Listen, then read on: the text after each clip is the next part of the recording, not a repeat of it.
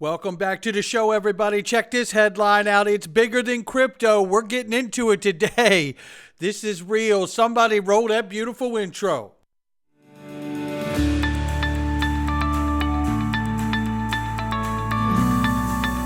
Digital Perspectives with Brad Kimes. Come on in.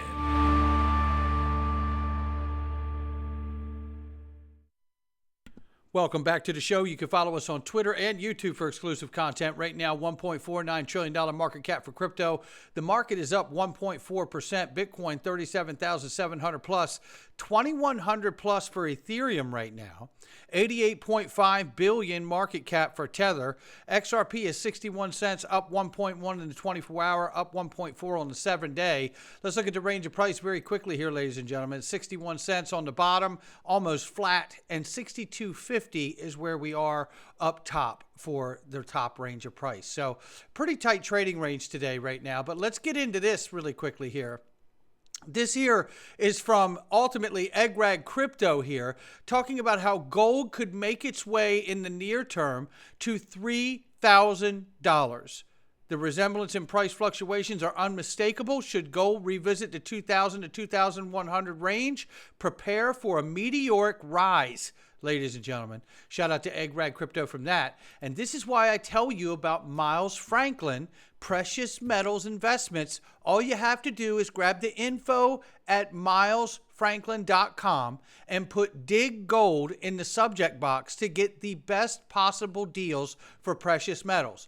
Or take advantage of Glint Pay, and you could easily get your alternative to banking using physically allocated gold on your Glint Pay account, and then you get issued a MasterCard debit card. Hello, I don't need a bank. Everything's insured by Lloyd's of London. Amazing, amazing opportunities in front of us, ladies and gentlemen. Links for all of that underneath the video. Let's start right here in level set. I want to go from back a few years ago to what is actually taking place today. And it is absolutely much bigger than crypto, absolutely more profound than anything crypto is going on. And there are a lot of events happening inside of crypto at the moment. But trust me when I tell you, by the time we get to the end of this thing, I believe we're going to make the point today. So, Brad Garlinghouse, Swift analogy to a horse and buggy. We can actually just move to a Ferrari. Let's do that. And that's 2018 and 2019 Paris FinTech Forums. Take a listen to this clip to level set before we move forward. And shout out to Chad Steingraber as well as XRP Drops.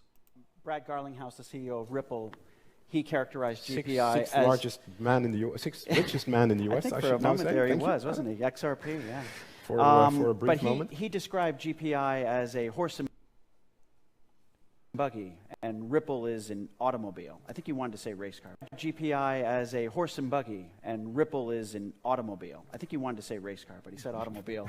I mean, what do you make of that? I mean, he's basically saying that you're still outdated, even though you've done this crash program. Yeah, let's see. We'll see. We could also. There's many analogies you could use. My favorite analogy right now is I drive an electric car, Right.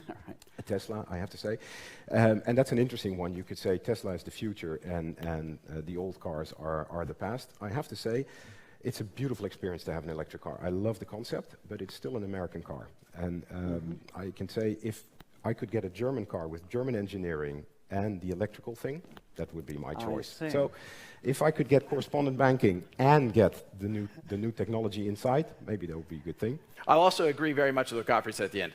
Competition has clearly been a good thing for Swift. You know, I think that I do think what has happened at GPI is a big step forward. You know, for 40 plus years, we had a construct around how cross-border correspondent banking worked. It worked, but it had a lot of limitations. We're seeing that move forward, but I think it's a step forward when you're switching from kind of, you know, if I may, horse and buggy to, you know, hey, can we make the horse and buggy go faster? Sure, but if we can actually just move to a Ferrari, let's do that.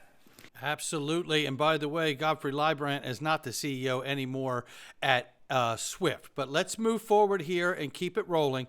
We understand that payment systems are changing over as we speak. Now, we know that SEPA in Europe has put a delay on ISO 20022 till March 2024, just 4 or 5 months away now. We know in some parts of the world, in regions and payment systems of the world, ISO 20022 is already underway and in some cases already done. So there is a massive shift that is happening with the payment rails. Now, looking at Target 2, one of the largest payment systems in the world here from XRP Drops, Trans-European Automated Real-Time Gross Settlement Express Transfer System, owned and managed by the Euro system. SWIFT must be settled through a payment system such as Target 2 Europe. T2 settles an average of about 1.9 trillion per day. Plays a key role in ensuring smooth conduct of monetary policy, correct functioning of financial markets, and banking and financial stability. As you could guess, there are around 57,000 banks across the world can be addressed and around 80 market infrastructure. So massive, massive network of payments and payment systems tied together through Target 2. Now, this was a comment from back in 2021 here. And this is Brad Garlinghouse putting the Economic Times out and retweeting and saying, out with the old rails, in with the new. Economic Times from India here basically saying the panel had recommended at the time of November 24, 2021, that an alternative indigenous financial system be developed on the lines of similar systems elsewhere, such as Ripple. Come on in. And Instex, it highlights in the EU. Now, that's bringing us to 2021. Now, what do we know here? This is BRICS coalition, which was formulated and put together around 2018 timeframe. Take a listen to this clip. As we know, BRICS is a massive coalition of Brazil, Russia, India, China, South Africa, and many other nations joining in January 24, least of which is Saudi Arabia, United Arab Emirates, and Iran. Take a quick listen here. The really significant development, a new financial system, BRICS Pay, has been launched. New financial system, just like what we're hearing about with SWIFT being old, just like what we're hearing about with India talking about a new system and referencing Ripple. This new financial settlement platform is going to change the volume of trade and the volume of financial transactions between the BRICS members. It will make it much easier for them, and as you know, those payments and those transactions will not be denominated in the US dollars.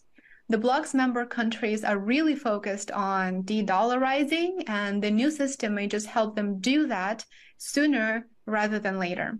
Now, you get the gist of that, right? I want to stay with this because Economic Times in India said in 2021, a new alternative indigenous financial system be developed on the lines of similar systems elsewhere, such as Ripple. India is a part of BRICS. They are the I in BRICS. Okay? Let's just understand that. Then this here from back in March of 2022, Chad Steingreiber said Brazil, Russia, India, China, South Africa, which is BRICS, will unite. SWIFT will fail. XRP will rise from the ashes. He says you're seeing already that they're going around SWIFT as we speak, the de-dollarization that was just mentioned in the clip. They don't need it anymore. What happens when BRICS plus trades on the new rails with no dollar? That's where they're going. What is the solution? Well, we may have it. Looking here, we see more evidence here. This from Megan in the original post here. Experts explain what it means to stop settlements in yuan via SWIFT. This is from November 24, right? Look, Russia has disappeared from the list of main centers for settlement in yuan through the international payment system SWIFT. This means, and this is a translation from Megan, shout out to Megan for translating this Russian article here. This means countries' gradual abandonment of the use of the system for yuan transactions and the transition to Russia and Chinese analogs. It says here, most likely this illustrates Russia's gradual abandonment of SWIFT in favor of direct payments, settlements through correspondent accounts and digital currencies. This fact speaks of the country's growing independence from the global financial center. This came from the deputy director of NTI Competence Center. Trusted Interaction Technologies based on TUSUR. It says this point of view is shared by Ksenia, a senior lecturer at Faculty of World World Economy and International Politics at the National Research of University of Higher School of Economics. Say that 5 times fast. And in her opinion, the absence of Russian Federation in this SWIFT list indicates that a significant volume of international payments was transferred from SWIFT to the financial message transmission system of banks of Russia and its Chinese analog SIPs. So there you have that. So now, look, what we're seeing is huge changes taking place here. A significant volume of international payments was transferred from SWIFT to financial messaging transmission system of the Bank of Russia and its Chinese analog SIPs. Okay? Massive things are happening here, and we're seeing that also on the BIS front as well. Now, I want to play you a clip here that we need to hear. I'm not going to play the whole thing, but I do have to play a couple clips out of this. Let's start here at, I think it's about right here. Let's take a listen. Rapid adoption in artificial intelligence and quantum computing. Exploiting these technological advances would allow us to build a financial system centered on the individual. This would enable a far-reaching democratization of finance where each person has access to a digital representation of any asset for financial purposes, regardless of its value. And they would be able to send or receive such assets in any unit or amount to anyone, anywhere, anytime, using any device.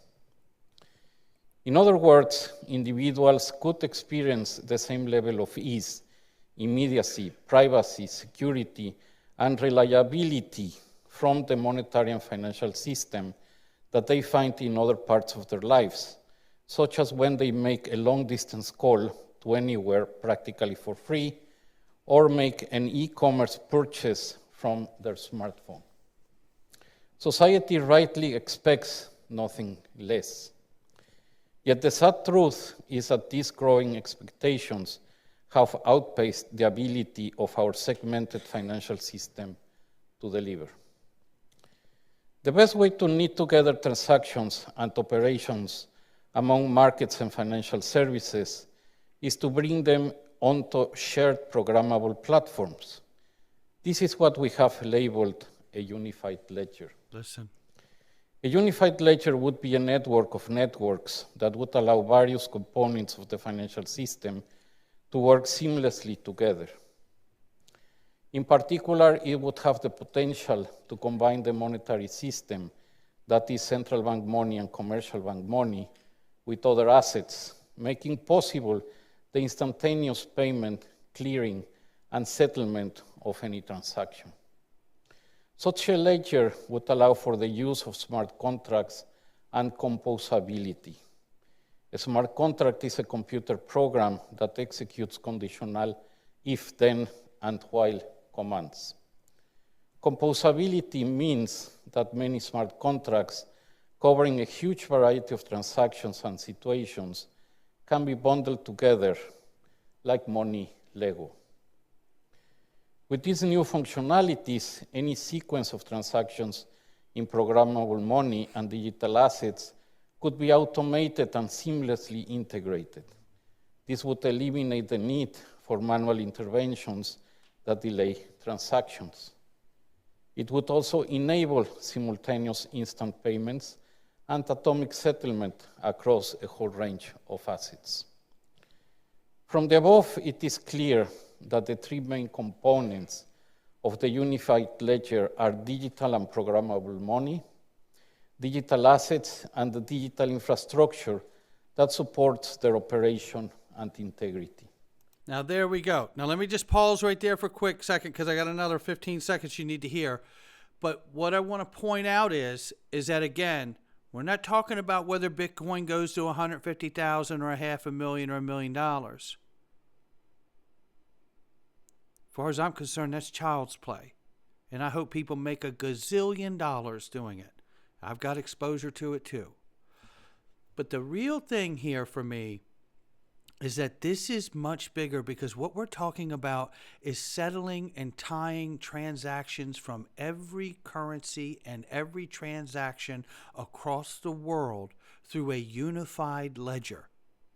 Now, May that be XRP Ledger? I don't know. Maybe it's just the DEX of the XRP Ledger that's really used to make these markets, right? All I know is this is what I am here for ultimately. Now, that doesn't mean I'm not going to take any profits and all of this. Of course, I'm going to have places where I take profits along the way because I'm ready to do those things. But the point for me is this is the larger point of why I'm here. I'm not here just to see one particular thing do well. I'm here to watch the new financial system be ushered in. And hopefully in doing so, we can start to calm some of these geopolitical events that are happening around the world that we're seeing.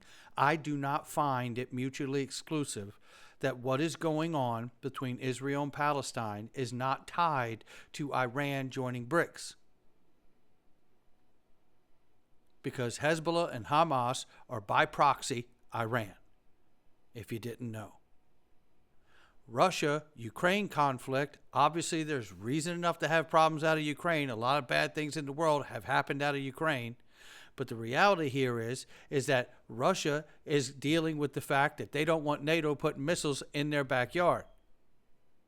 Now, I'm not here to argue whether it's right or wrong. What I'm showing you is that these geopolitical conflicts are really designed to cause problems and static because it's much harder to move effortlessly and seamlessly into BRICS coalition and launching not only a BRICS new payment system, but one that's backed by a BRIC currency backed by gold. When your nations inside of the coalition are dealing with these kind of adversities on a geopolitical stage. You feel me? What is the solution, right? And before we look at the solution, potential solution, let's understand the market. Ripple aims to capture a chunk of the cross-border payment sector to set sector set to hit $300 trillion in just the next 4 or 5 or 6 years. 1% of that would be life-changing, and Wheezy is dead on the money as always. But the reason that I'm talking about it today is because there is a larger thing going on than which token's going to pump and which token isn't. And if we broaden our awareness, we'll be able to see it very clearly. I want to finish with this, because this is a nice reminder for anybody who doesn't know and people who do, that Rosie Rios, the 43rd Treasurer of the United States of America, is a board member of Ripple. And so was Michael S. Barr. And so is Craig Phillips. And so is Susan Friedman. I do not find that to be a coincidence that so many people from the United States Treasury happen to be involved or still involved with Ripple. I happen to find it to be a very calculated move because I want to play this clip for you. The next gen $100 note is the last denomination of that particular family of notes. We're working on the future generation of currency. So that is my other job, is I'm the chair of the Advanced Counterfeit Deterrence Steering. Those of you who don't... Yes, and that is her other job, as well as being a Ripple board member, right? And I don't find that to be a coincidence that she was working on the next generation $100 bill note. I have floated the speculative theory and idea that the United States of America and the Treasury could introduce, and in conjunction with the Federal Reserve, the private central bank, a new wholesale CBDC, maybe it's a next generation $100 bill, where the rest of the countries of the world, certainly ones like in BRICS, that whether they want to admit it or not, are still holding a large position of U.S. Treasuries, would turn their treasuries in under a set agreement and be issued new digital bonds and dollars in that next generation note. And the new bond issuance that would be issued would be tokenized and potentially on the XRP ledger. This is how you would begin to tokenize the debt of the world on the XRP ledger, and you could do it in quite a uniformed fashion. Again, this conversation today isn't about whether Bitcoin goes to 150,000 or $1 million or not. Because as far as I'm concerned, that's small potatoes at what lays at the feet of mankind. And it is the movement into the fourth industrial revolution. It is the introduction of the new payment system and monetary system for the world, not just the United States. But I believe with the close connection of the United States Treasury officials and Ripple, it is quite clear to me that there is a plan that has not been talked about publicly by the United States. And I believe Ripple is deeply involved in it. And I believe XRPLedger and XRP can absolutely become the underpinning of the next generation of the US dollar and help support its dominance and this economy and the world economy, because we do play a massive role as the largest part of the world economy as we move through the next 150 plus years. Not financial advice from me or anyone else. It's just my digital perspectives. I'll catch all of you on the next one.